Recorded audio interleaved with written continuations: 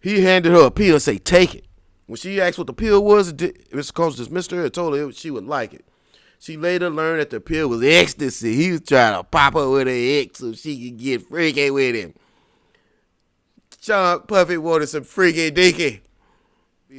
Early in her relationship, he asked me Ventura what she called her grandfather.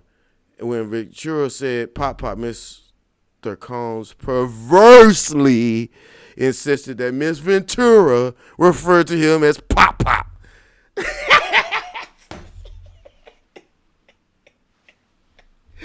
Nah, man, she ain't making this up, man. I believe every word, man. You can't. See, ain't nobody that funny. This thing fell out my ear.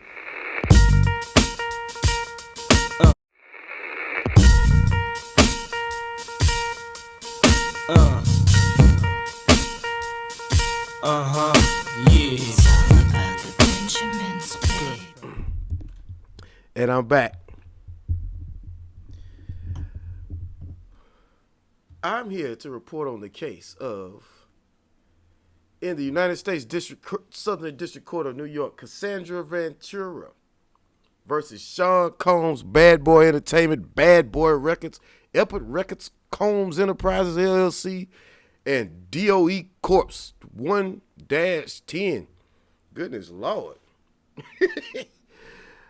Hey, she's suing all of them.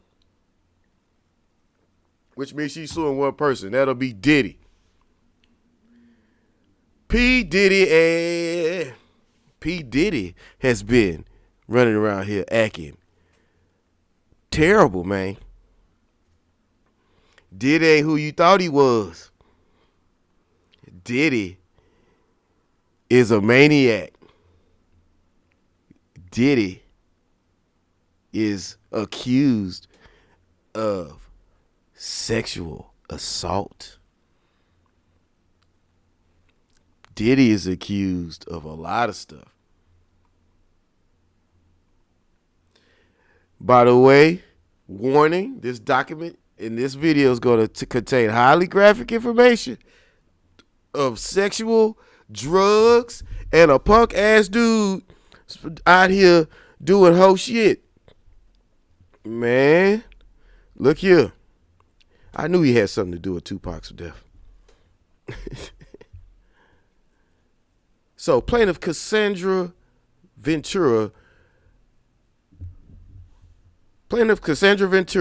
Miss Ventura, hereby alleges for her complaint against defendant Sean Combs, Mr. Combs, Bad Boy Entertainment, and a bunch of other companies he owns. Defendant Sean Combs is a rapper, executive, and record executive, popularly known by a stage name Puff Daddy, P. Diddy, or Diddy. Mr. Combs came into fame in the early 1990s with his record label Bad Boy Records. He rose to prominence in music and entertainment industry over the decades and is regularly referred to as a hip-hop mogul. He's also a dance mogul. See, this is something else y'all need to know. Y'all got to be weary of motherfuckers always just dancing. If a cat is always dancing, he homosexual or something like that. Ain't nothing wrong with it, but don't act like he ain't one. And we already seen, you can look up this with Gene Deal. Gene Deal say Puffy do a lot of butt plug, fruity stuff, man. He's been, because Gene Deal's Puffy's bodyguard. And Gene Deal, he be like, hey, Puff, what you doing, man? Mind your own business. So, he got a bag of butt plugs and left the store in Atlanta one time. That's what Gene Deal said. So, I don't know if it's true or not, but, whew, man. This seems like a butt plug like guy. See, you ladies, when y'all mess with these butt pluggers, you gonna end up in court suing them. Let's go. In 2022, he got a Lifetime BET Achievement Award. They need to take that back. During his acceptance speech, Mr. Combs stated, I have to give a shout out, thank you, love to the people who really there for me. And a number of people, he named a number of people before adding, and also Cassie for holding me down during the dark times, love. We're about to find out, she's about to elaborate what dark times really are. Uh-oh, Diddy. Uh-oh, Diddy been. Diddy been yitty. Diddy been yitty. in the city. Okay. The truth is, however, Cassie, Miss Casandra Ventura, was held down by Mr. Combs and endured over a decade of his violent behavior and disturbed demands. For Miss Ventura, the dark times were those spent trapped by Mr. Combs in a cycle of abuse, violence, and self-trafficking. Among other violent and unlawful acts, Mr. Combs, whoa, I need a highlighter, rapped on Miss Ventura in her own home after she tried to leave him. Wow. I'm not going to say that word. Sexual unhealing. Often punched, beat, kicked, and stomped. God damn, Puffy. Miss Ventura resulting in bruises, bust lips, black eyes, and bleed. Boy, Puffy be whooping these hoes. Blew up a man's car after he learned that he was romantically. Blew up a man's car. Puffy out here blowing up his cars. Man, I gotta go watch my Dodge Diplomat outside. Puffy out here blowing up nigga cars. Blew up a man's car, nigga. Puffy say, man, I'm gangsta out here in these streets. I'm blowing up cars. Casino style. Puffy. This is alleged, by the way. Blew up a man's car after he learned he was romantically interested in Miss Ventura. Forced Miss Ventura to engage in sex acts with male sex workers. God, Puffy be paying for penis. Puffy. I knew you. I heard you wasn't ish, but goodness gracious, this. I didn't know you was that bad. So hold up. Not only with male sex workers, while masturbating and filming the encounters. Yeah. Ran out of his apartment with a firearm in pursuit of a rival industry exec whom he learned was nearby. Demanded that Miss Ventura carry his firearm in a purse just to make her uncomfortable and demonstrate how dangerous he is. Puffy, you ain't shooting nobody. Get your bitch ass out of here. Introduced Miss Ventura to a lifestyle of excessive alcohol and substance abuse, required her to procure illicit prescriptions to satisfy his own addictions. Goodness gracious, Puffy is a pill popper. Is this true, Puffy? Miss Ventura, this is allegedly. I don't know. Is this true, Puffy? Miss Ventura met Mr. Combs in 2005 when she was 19 years old and he was 37. Goodness Lord, he almost had her by a dub. He signed to her label Bad Boy Records within a few years, lured Miss Ventura into an ostentatious, boy, I ain't seen that word in a minute, fast-paced, drug-fueled lifestyle into a romantic relationship with him, her boss, one of the most powerful men in the entertainment industry, and vicious, cruel, controlling man, nearly 2 decades her senior. He's an old nigga with gray nuts.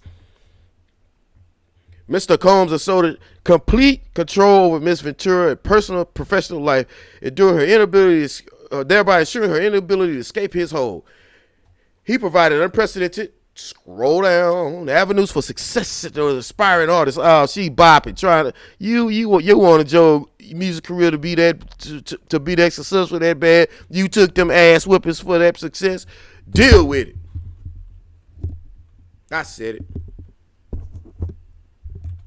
In return, he demanded loyalty, demanded obedience, loyalty and silence.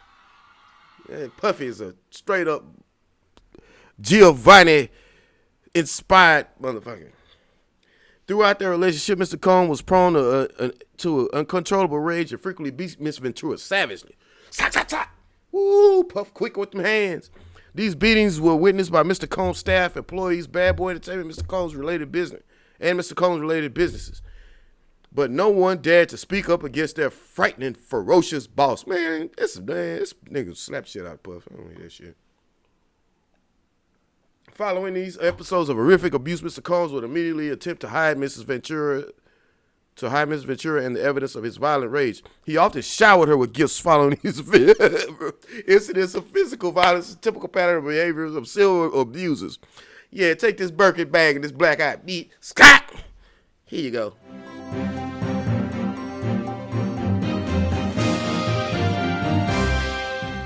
I hate it when niggas save a bitch.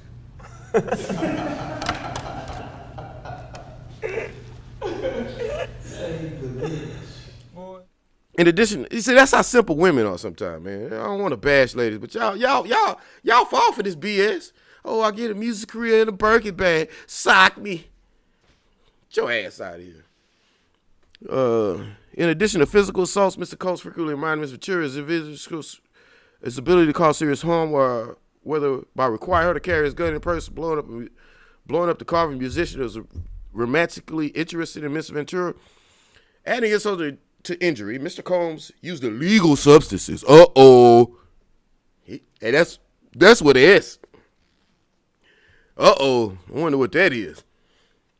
And threats of violence to force Miss Ventura into repeated unwanted sexual encounters with male sex workers that Puffy wanted himself. Oh, that ain't enough.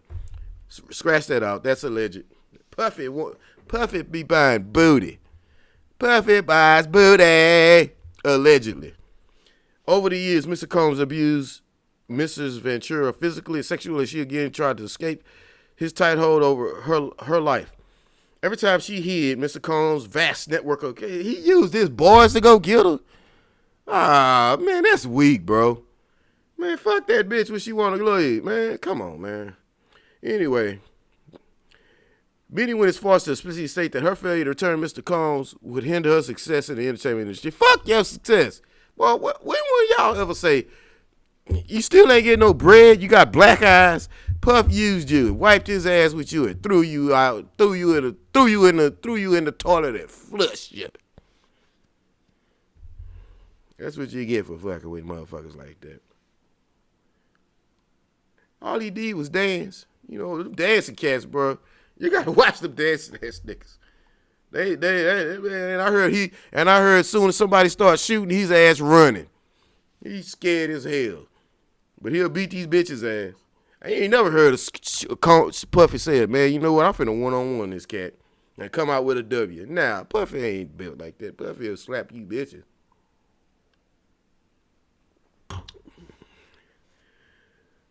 When she believed she had finally separated from her long-time abuser, she joined Mr. Combs for a dinner, after which he forced her into her home and sexually unhealed her while reportedly saying no and tried to push him away. Oh my God, Puffy, take him coochie. Allegedly.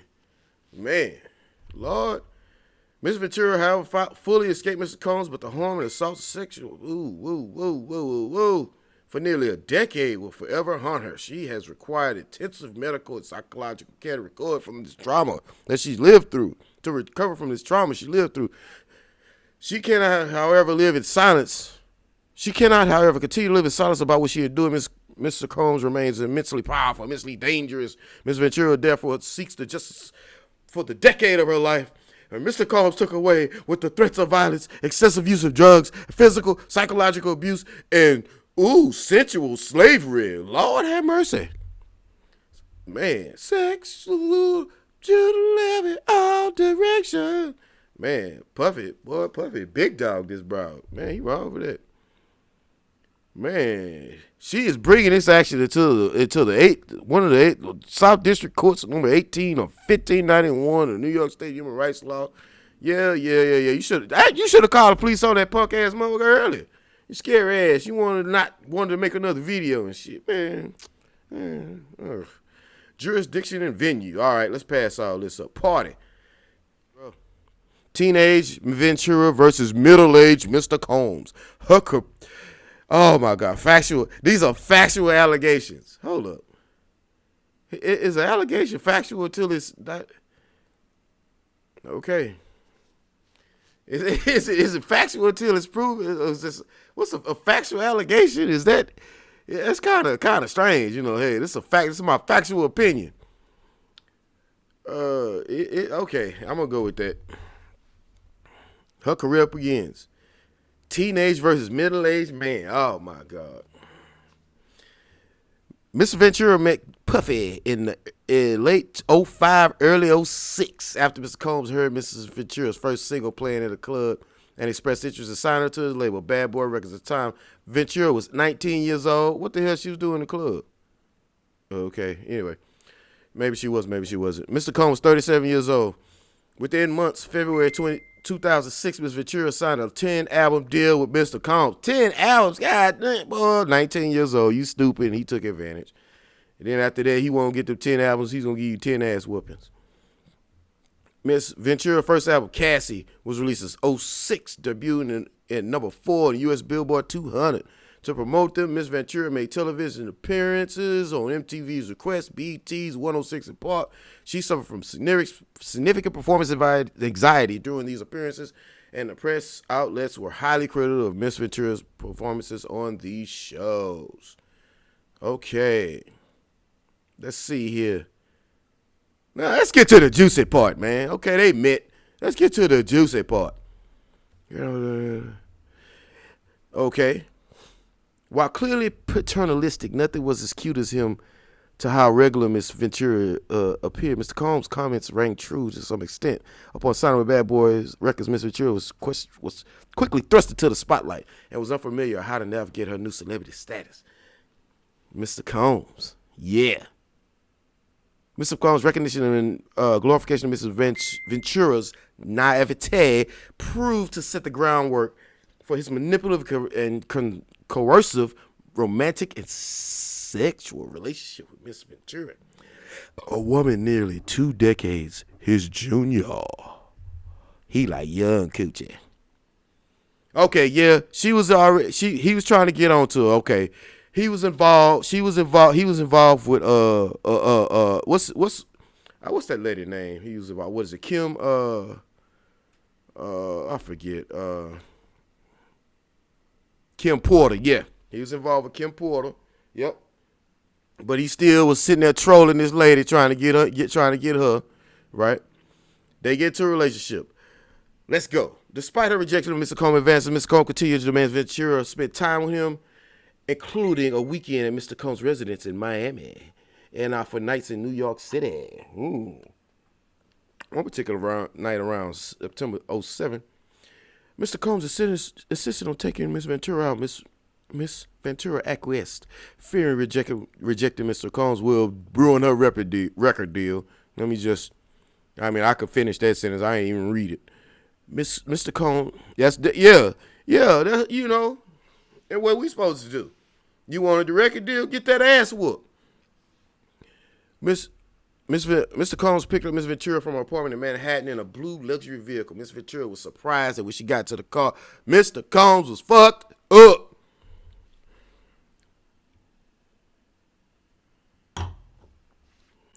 He handed her a pill and said, "Take it."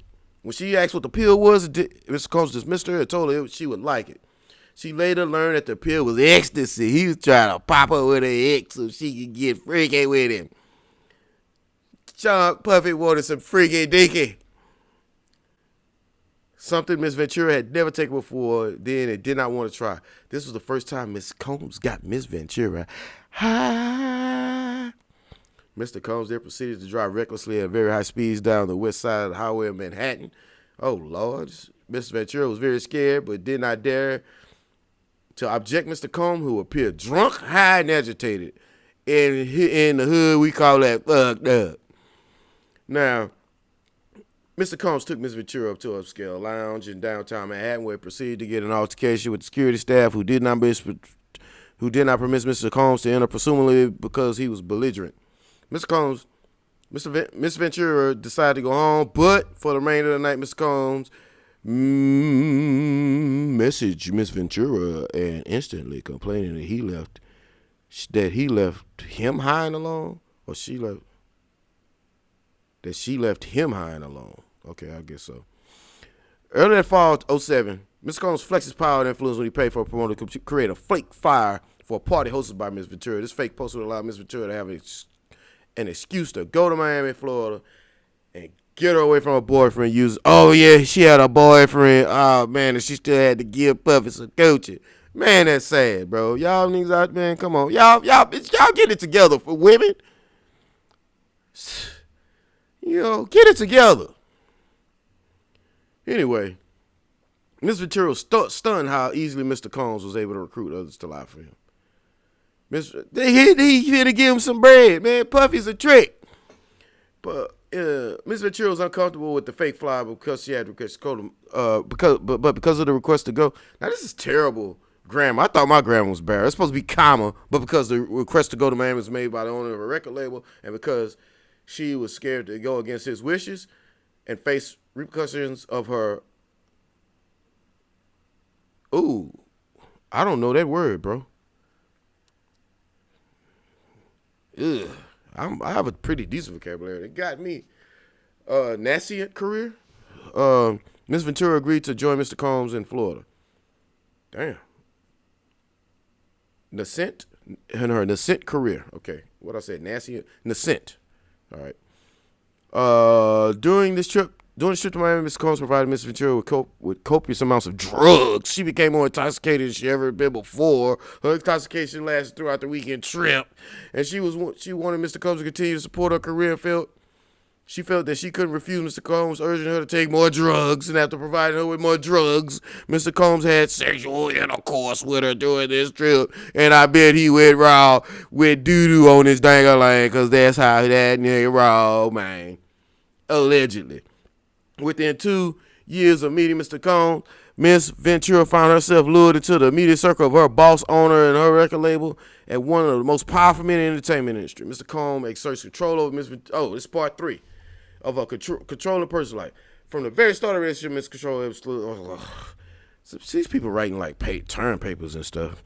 Anyway, this dynamic was fueled by their nearly 20-year age difference as well as their relative positions in the entertainment industry. Mr. Combs considered a music mogul. Ms. Ventura, at the very start of her career as an entertainer, Mr. Combs. What page am I on? Goodness Lord. This all can't be a lie, and this all can't be the truth. So we're going to find this out. Mr. Combs' aggressive and demanding approach to these challenges. Mr. Combs' aggressive, demanding approach to those he worked with made it impossible for anyone to challenge him. And Mr. Ventura soon learned that Mr. Combs insisted to blind loyalty from everyone in his little inner circle. Italian mafioso style. Loyalty is everything. Although Ms. Ventura had saved up some earnings from her young modeling career, Mr. Combs' artistic display of his wealth was intimidating her. Mr. Combs paid for things with wads of cash and repeatedly told Ms. Ventura, "Don't worry about the money, I got the money." Mr. Combs paid for things such. Mr. Combs spends lavish vacations for him and Ms. Ventura, purchased a car for her, paid for an apartment, provided her with extensive amount of designer clothing so he could whoop that ass. Allegedly. Around 2008 or 9, Mr. Combs began to rent an apartment in Manhattan for Mr. Ventura. The home was within walking distance of Mr. Combs' residence.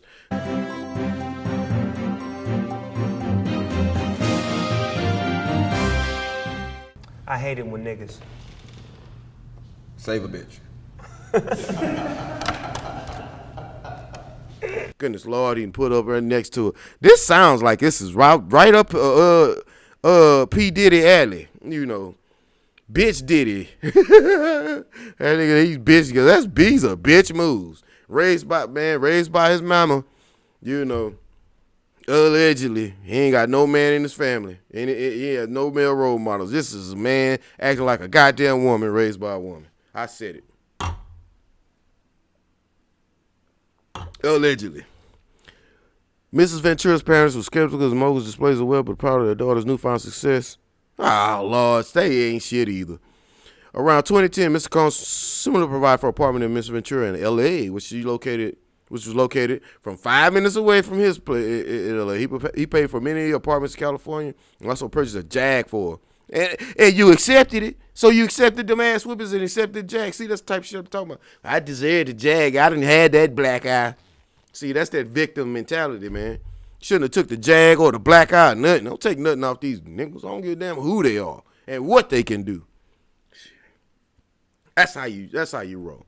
Anyway, in every event Ms. Ventura attended, from travel to the makeup to the clothing, was paid directly by Mr. Combs and his affiliated companies. Puff got that bread. We all know that. Compounding all these all-encompassing intrusion into her life, Mr. Combs secured his control over the young and impressionable Miss Ventura by introducing her to a drug-fueled lifestyle that kept her complacent and compliant. But Mr. Combs first introduced Mr. Ventura into opiates. Opiates?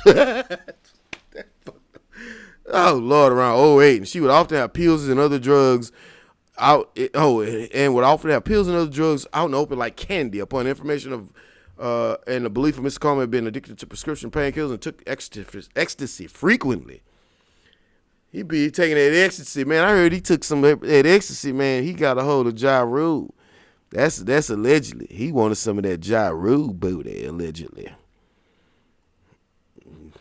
Man, Puffy, stay the hell away from me. Man. I can't rap. I can rap. You stay your bitch ass away from me. At first, Miss Ventura was given a prescription Mr. Combs received. Oh, come on. Don't zoom on. Oh, don't zoom on me like that. You want to zoom on Pissy?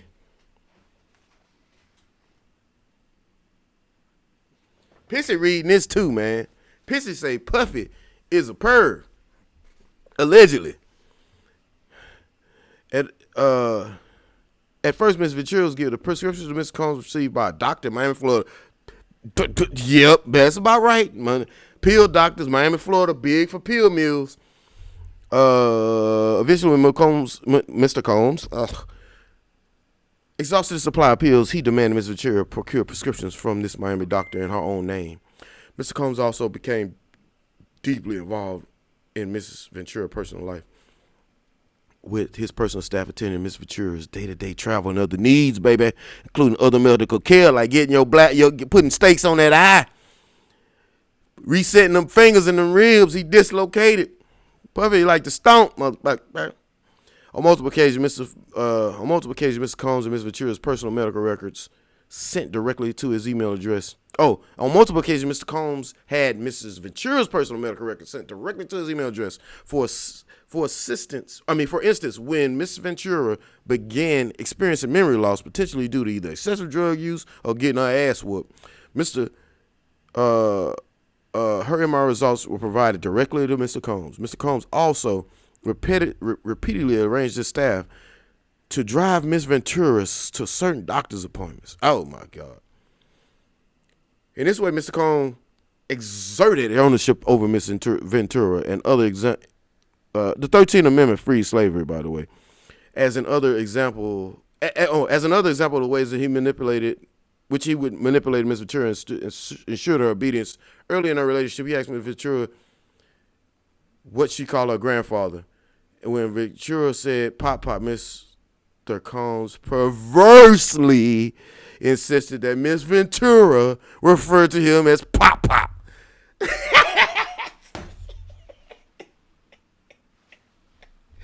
Nah, man, she ain't making this up, man. I believe every word, man. She ain't nobody that funny. This thing fell out my ear.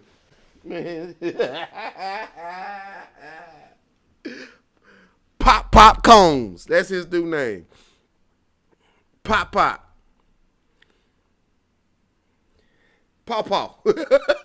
It's Paw Combs. Mr. Combs and Miss Ventura's relationship. Mr. Combs and Miss Ventura's relationship becomes violent and abusive.